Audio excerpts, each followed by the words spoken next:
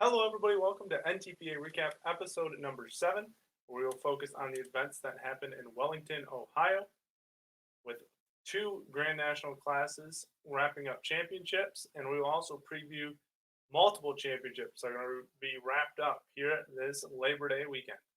In light superstock, after Adam Spiegelberg's Detonator Black came to an early halt at 3:37, the door cracked open for the season's first change atop the point standings, as he had already fallen behind then class leader Kyle Carlin's Bad Blood. Marcus Wedelson drove by to 356 feet with gunpowder and lead on the fifth hook to crack that door open a little more, and Jordan Spiegelberg put himself in position for his first victory of the year with Detonator Red at 371, but flung that door wide open at the same time.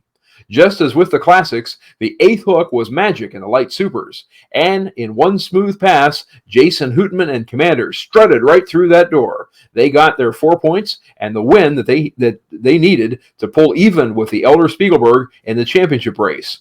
Hootman then claimed the trophy by virtue of the second place tiebreaker. Yeah, talk about a walk-off win. You come in and win the class and you win the championship all in one, and who would think the 376-foot pass would get it done? But pretty exciting to see those guys pull it out of the park like that, and exciting to see a walk-off win like that in Wellington.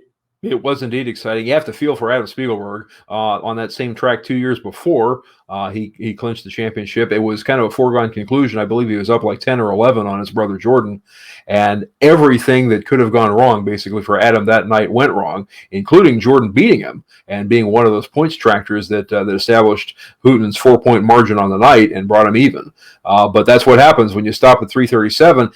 And I remember a time when 337 was a pretty darn good distance, but it was the way of it. When you look at the video, as we just did, Adam's tractor just came to a sudden halt, and it had to be some sort of mechanical issue or a gauge he looked at that he was unhappy with, and maybe he was praying through the rest of the class that would be enough, but it was Hootman's night. Yeah, Matt and I talked about it in the trailer, because this wasn't, we'll talk about the Unlimiteds here in a little bit, but you got to be feeling the pressure coming into that final weekend, just knowing there's a couple points separating you from first and second. And then, when you pull a 337, you think you're okay, but, you're still leaving that door open for guys to pull something like a 376. Yeah, you hope you've done enough, but if there's one scenario that can still beat you, it seems like that's the one that's going to play out. And I've seen it so many times, either that scenario does play out all the way to its conclusion, as it did with Hootman, or it just gets right on the edge of it, and then it falls to folks like me to work the numbers. But Hootman made it easy. He did the scenario that we'd all thought was possible by putting exactly 3 tractors between him and Spiegelberg to overcome that 4-point margin. And then, since he won the class, went to second places, and Hootman had that sewn up at 4-0. Adam never finished second all year long. He was either kind of the hero or zero, not really a zero, but third or fourth or worse all year long. And Hootman was that steady second place, and that is what paid off. Yep, in Unlimited, Dave Richardson and his foursome got their second win in 6 days to conclude a regular season full of research and development and trial and error. So it will be Uncle Dave who will carry momentum into Urbana, Ohio, in 2.5 weeks. Richardson's 355 was 32 feet ahead of Doug Theobald and his 3-engine Wicked. Ricky Rose ended his campaign on a high note as well, as he took second behind Richardson on hook number 9 after visiting the Bowling Green winner's circle 3 times between himself and son Jeff on Giddy Up. But the suspense would end on hook number 10 as the world got its answer to which of the division's 2 titans, 4-time champ Chuck Knapp or defending champ Joe Ader, would claim the trophy in 2021. And when Ader, competing in the Unlimited class closest to his home in Western New York, parked Polar Air in third, he pushed past Knapp, who ended up 7th. Ader thus himself became a 4-time champ of multi-engine divisions, winning the 72 mod in 1997, the 75 mod in 2003, and the 8,000-pound Unlimited in 2019 and 2021. Yeah, same thing like we just talked about in the light super stocks. Truck went down the track, and when the distance came in, it was 313. And I remember looking at Matt, and I'm like, that's just leaving way too much room. The guys were pulling 320, 330, and a 317 just wasn't going to get it done. And Joe Ader does it. He comes down the track, makes a beautiful pass, puts a 330, and another walk-off win. It was really close. Both those guys have good runs in Bowling Green, but Ader getting the advantage, and Richardson really carrying some momentum, just too late to make a difference in the championship. Yeah, Dave is repeating the effort that Chase put together late last year with his Mini. Dave, now with the Unlimited, is finishing very, very strong. And if the pattern holds, Chase, as we will talk about in a little bit, currently leads the Modified Mini division. So you kind of have to think that knowing that late season surge, it gives you confidence for the next late season. And one wonders if Richardson is putting his tractor into title contention for 2022 with all these strong efforts here late in the campaign. As far as Ader and Knapp is concerned, even though Chuck entered with a 1-point lead, and Chuck knows how to clinch a championship, I don't want to say anything different from that, but it's Joe Ader's track. He has won and done so well at Wellington over the years that one has to think 1 point was not going to be a problem for him.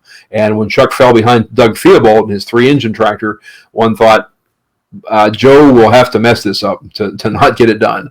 And he did not. He came through and did what he had to do to win it by a couple of points. Well, and Matt and I had discussed this in the trailer before it happened too, that Joe was in the perfect position because he's chasing in the points, and he was the second one to go between those two in the lineup. So Chuck had the pressure of holding the points lead and knew he had to put a good pass down to hold the championship, where Joe knew what Chuck did and just knew he had to beat him and hopefully get a couple tractors in there in between to win the championship. And that's exactly what he did. Yeah, it's almost like the home field advantage in baseball. So you already know what the team did, the visiting team did in the top of the inning. And now what do I have to do in the bottom of the inning? What is the minimum that is required of me? But I will say this much. Chuck's 1-point lead was actually a little bit more than that, because had they tied and neither won, or I should say, had they tied because Joe beat him by just one tractor, and if Joe had not won, then Chuck would have been your champion because of the first place tiebreaker. So Chuck, his 1-point lead was actually 1+, but Joe again managed to put a tractor in between, actually 2 tractors in between by the time the night was out, and that was it.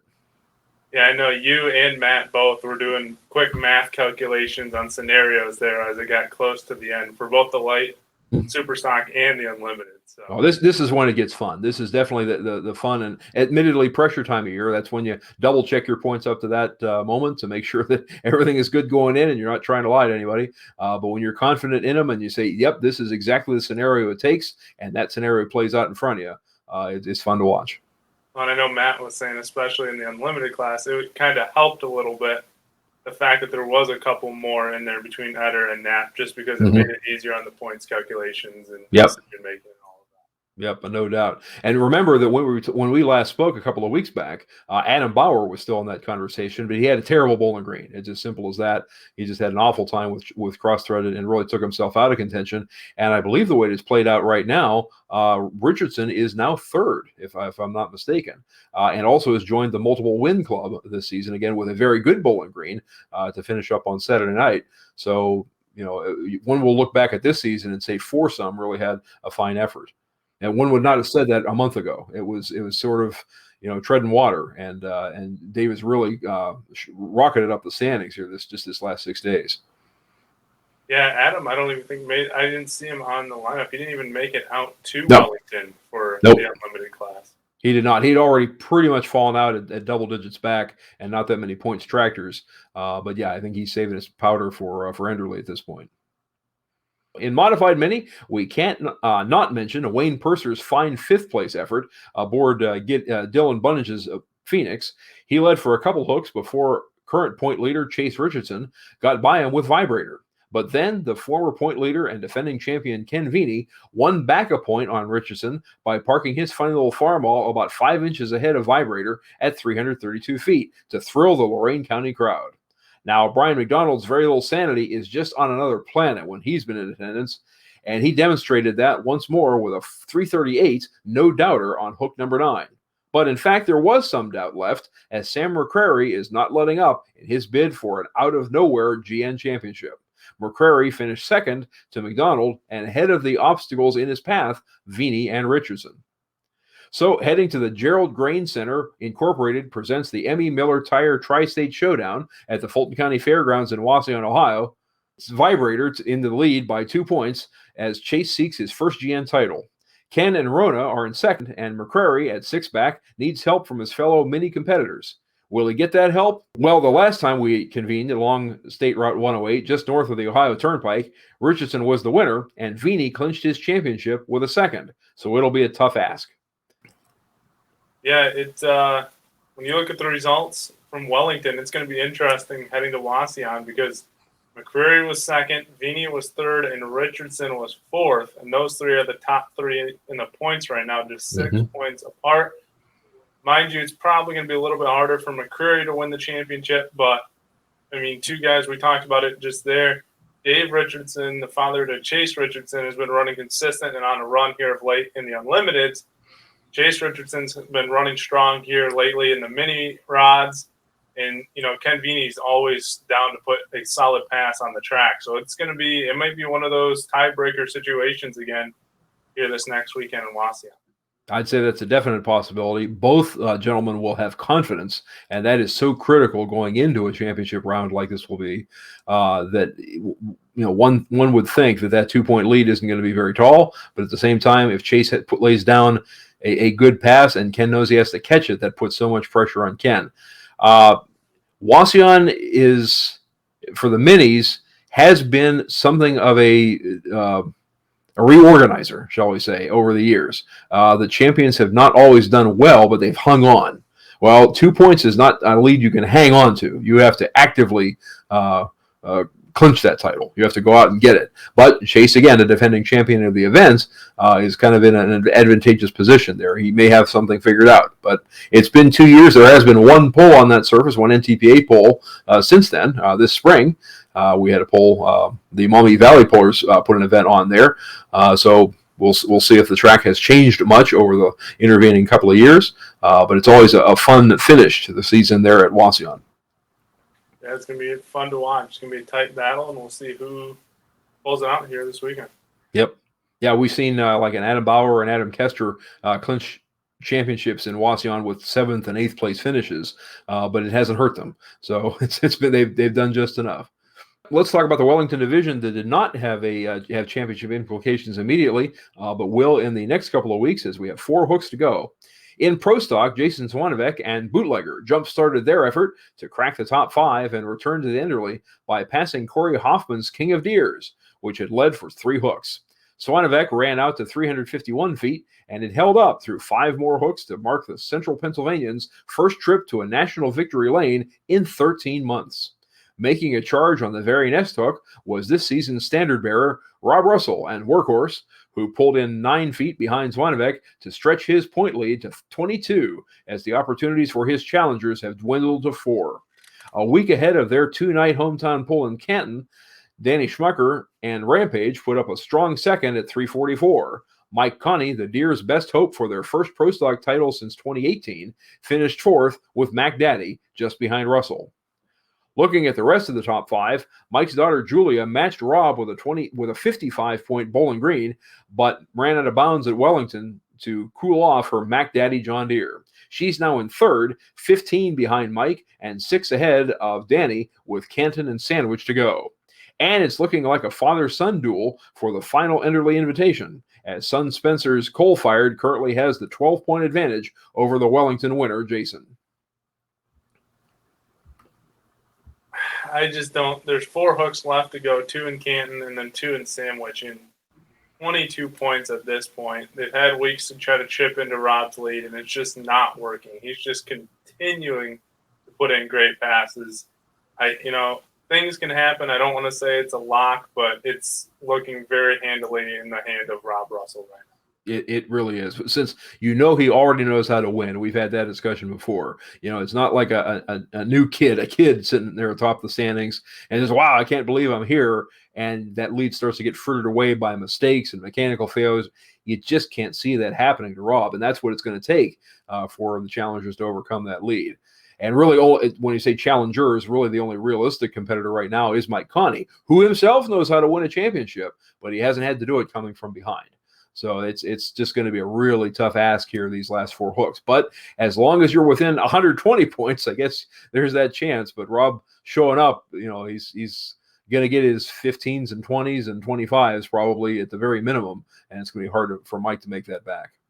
But Sandwich is a great equalizer. Not skipping past Canton by any means, but Rob, if he just holds serve through Canton as you go to Sandwich, that doubleheader that day, mechanical failure in the first session can have implications for the second session because there just isn't time to make repairs. And if Rob winds up having a limp tractor, that might make a difference. But I'd say if Workhorse stays healthy, it's looking like it's got it locked up. Yeah, he's made a lot of good passes. Good to see Jason get back on top though after over a year. It is. And let me tell you, that pass that Julia made, Matt and I were talking afterwards. I don't know. There was a wall to her outside. I don't know how she didn't hit that thing because she was a good tire length outside the out of bounds line thing. So. Yep, I was watching your live stream on NTPA.tv and it's just drifting and drifting. Okay, time to stab the rake, Julia. And I'm sure she was trying, but it just that tractor had a mind of its own, and that's just where it was going. It was going out of bounds right, and there was nothing she could do about it. It was disappointing, and I know they felt bad disqualifying her because she made a great pass. I mean, she was 347 feet and would have put her right up there. Actually, would have stood at second place, but yep, got to keep it between those two white lines in order for them to count.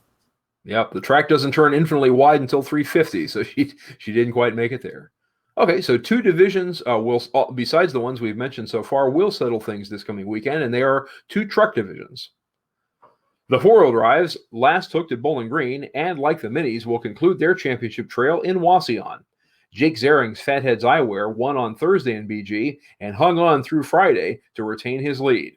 Carmen Foster, whose 52-point effort in Poletown drew her within 3, will try to reverse the results of 2018 and overcome a deficit to claim a title on the season's final hook. Ted Skelton's Rock and Zering's own Rule Number 19 remain mathematically alive, but at 7 and 8 back, they'll need some help. As would both the 2018 champion Ben Ellis and Ben Jamin and the perennial hometown heroes, the Holman brothers in foreplay. Yeah, it's kind of crazy to look at how these standings have moved throughout the season. I mean, Carmen was up here at second all the way back in Chapel Hill, then fell down a little bit.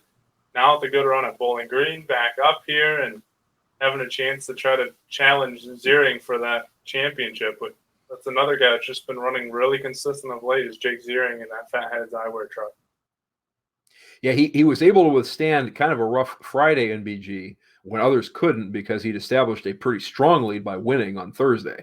And that's the difference BG can make. You really only need one strong performance, and it can overcome what will seem like a weak performance. I mean, there are no weak performers in Bowling Green for the most part, but you can have something that you can be down the standing, shall we say, down the list of the results one time over the course of a weekend, but don't do it twice or you will take a lead and throw it away. And Jake was able to sort of stake his territory there on Thursday and just hold serve then through Friday. And you got to like his chances. You really do. But Wauseon owes Carmen one. I would say that much because a couple of years a couple of championships ago, 3 full years ago, she went in with a 2-point lead on Ben Ellis and left with a 2-point deficit. And it was just, she didn't make a bad pass, but Ben made an awesome pass. And that held up. Ben had, I believe, the test hook that night and just staked a claim that no one else could match. And Carmen couldn't and fell 1 truck and then 2 trucks and then 3 trucks behind, and it was over.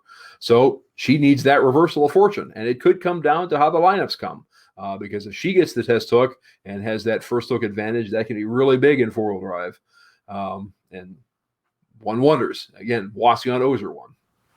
And that really is like a big part that I feel like some people don't realize or whatever, because where you stack up in that lineup in this championship. I mean, we talked about it with the Unlimiteds.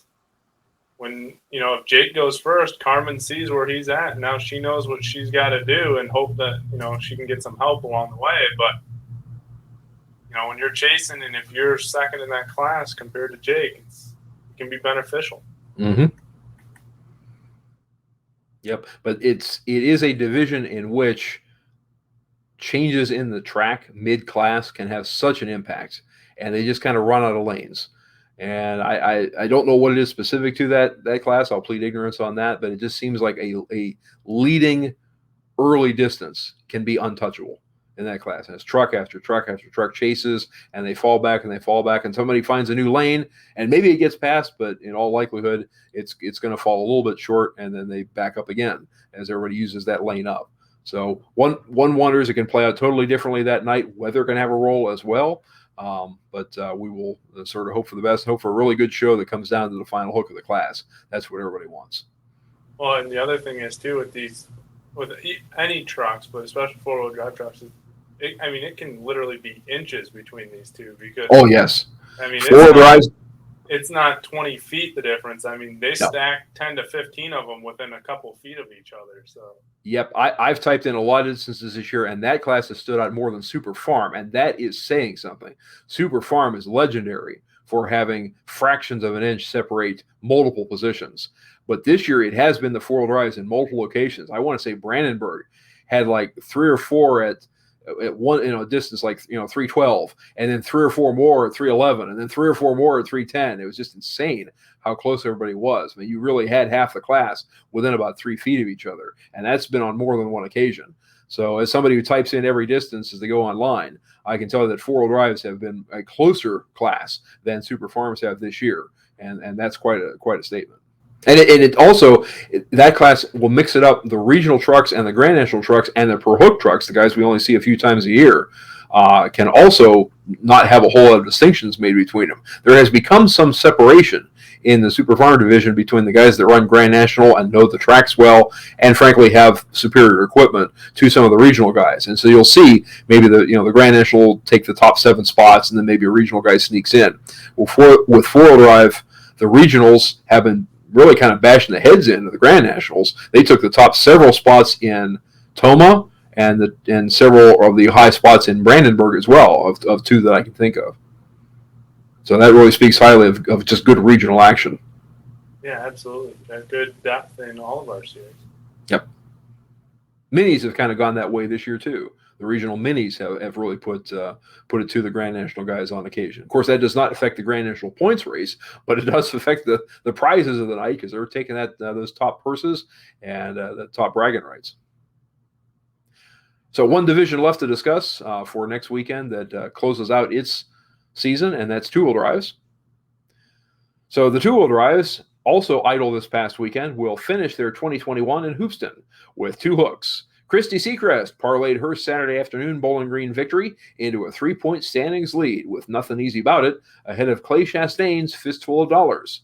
Jesse Petro's Kathy's Complaint, the leader after a victory of his own in Rockwell, is still in contention at 5 back, as is his team truck, the 6-time champion Buckeye Holler, whose deficit is 7. Defending champ Russ Nichols on the edge is now on the cusp of elimination at 8 back. Yeah, really close, especially in that number 5 spot. Russ Nichols going to have a good pass here to hold on to a spot to Enderle, but see what happens at the top of the points as well. 3 points and 5 points. Now, Russ could make up 10 points in 2 chunks, but he better get busy on Friday. I'll just say that. He'd better have a strong Friday with, say, Christie and one of Jesse's trucks, if not both, and also Clay is sitting in second place. They have to have a weak Friday. So Russ would have to make up some ground on Friday to put himself in that contention to put pressure on Saturday. That's really, I think, what it comes down to. There's no way he would be able to make up 10 points on Saturday alone, or 8 points on Saturday alone. But if he starts that process on Friday and maybe can get over half of it, he can still sit in there. And I just say that because he's just been so dominant wherever he's been this year. But it seems like Bowling Green might wind up being his Waterloo as it knocked him well back. Of course, Jesse knows how to clinch championships as well, and that old truck of his dad's, Kathy's Complaint, knows its way down the track as well. But Hoopston is new to everyone in that division. I don't believe anybody has pulled on that surface before. They've not done it with NTPA anyway. So that was something of an equalizer there as well, and one has to think that Christie and Clay have about as much chance as anyone on a brand new surface. Yeah, and kind of different than the other points races we've talked about. These guys are going to have 2 hooks to decide it instead of just the one. So a lot easier to make up a couple points when you have 2 opportunities instead of just the 1 hook. Yep. Yeah, and Super Farms and Diesel Supers are also out there in Hoopston, Illinois for the Thunder in the Corn event, as is one class of regional 4-wheel drives on Saturday night. And then also next weekend, we have Canton with several Region 2 classes, and the Pro Stocks move closer to their completion. And as we already discussed, the Fulton County Fair Tri-State Showdown in Wauseon will have minis and four-wheel drives, along with 4 regional classes. Yep, and then there will be some Region 2 classes on Sunday, September 5th at the Hancock County Fair Pool, and some Region 3 classes up in Wisconsin at the Ridgeland, Wisconsin for the Ridgeland Nationals. And then on Monday, September 6th will be the Ridgewood Independent Fair Pool in Ridgewood, Ohio, starting at 2 o'clock, and that'll have 3 regional classes as well. Yeah, it's a good weekend to wrap up some tractor divisions at the regional level. I know that Ridgeland is kind of the Region 3 tractor finale, where Sandwich Thursday night is the Region 3 truck finale. So we'll wrap those up within a few days of each other. And then Richwood, I believe, wraps up the heavy supers for Region 2. So we got some classes that are coming to their completion as well. And as we also look toward the Enderley pull-off on Saturday, September 18th, many of the winners and many of the contenders will appear there. As they'll be invited based upon their performance this season. All right. Any final thoughts before we wrap it up today? No, we just get one more great weekend action coming up this weekend. Looking ahead to Sandwich then the weekend after, along with Roanoke and Lynn as well. And we do have one pull in between that weekend and the Enderley, and we don't want to forget mentioning that. We may have the opportunity later on, but Allegan, Michigan is midweek, the week leading up to Enderley. And to explain to folks, Allegan does not count toward this year's Enderley, but it does count toward the championships of the divisions that appear. So that's a difference between Enderley contention and championship.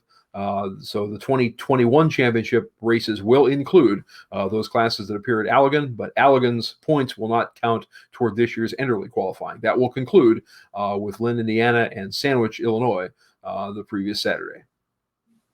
Good to know. And lots of polling action this weekend, wherever you are, Wisconsin, Illinois, Ohio.